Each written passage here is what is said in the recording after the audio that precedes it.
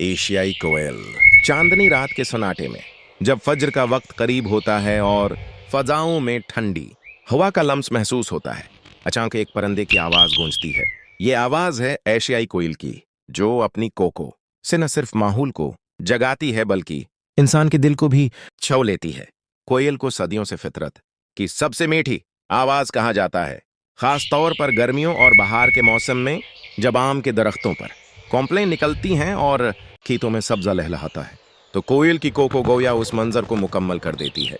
देहात में अक्सर कहा जाता है कि कोयल की सदा खुशी और बहार की आमद का पैगाम है, लेकिन कोयल सिर्फ अपनी आवाज से नहीं पहचानी जाती। उसकी जिंदगी का एक और राज उसे मुनफरिद बनाता है। कोयल खुद कभी घोंसला नहीं बनाती।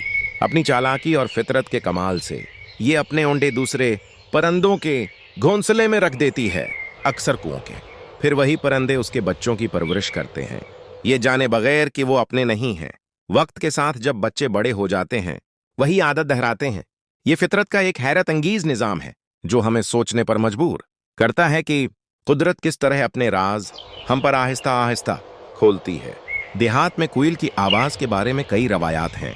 कुछ लोग उसे खुशबख्ती की अलामत समझते हैं, कुछ उसे बारिश की आमद की निशानी मानते हैं, और कुछ कहते हैं कि ये मोहब्बत और जुदाई की दास्तान सुनाती है। यही वजह है कि सदियों से कोयल शायरी और गीतों में जगह पाती रही है। उसकी कोको कभी खुशी का पैगाम लगती है और कभी उदासी की आहट। जब हम फितरत को करीब से देखते हैं तो कोयल की कहानी हमें एक सबक देती है। ये कहानी सिर्फ एक परिंदे की नहीं बल्कि कायनात की हिकमत का अक्स है। जैसे कोयल के बच्चे दूसरों के घोंसलों में पलते हैं और फिर वही जिंदगी आगे बढ़ाते हैं, वैसे ही इंसान भी अपनी रवायात और कहानियां नस्ल दर नस्ल मुंतकिल करता है। जब बच्चे बड़े होते हैं तो वही कहानी दोहराते हैं। ये फितरत की एक सच्ची हकीकत है।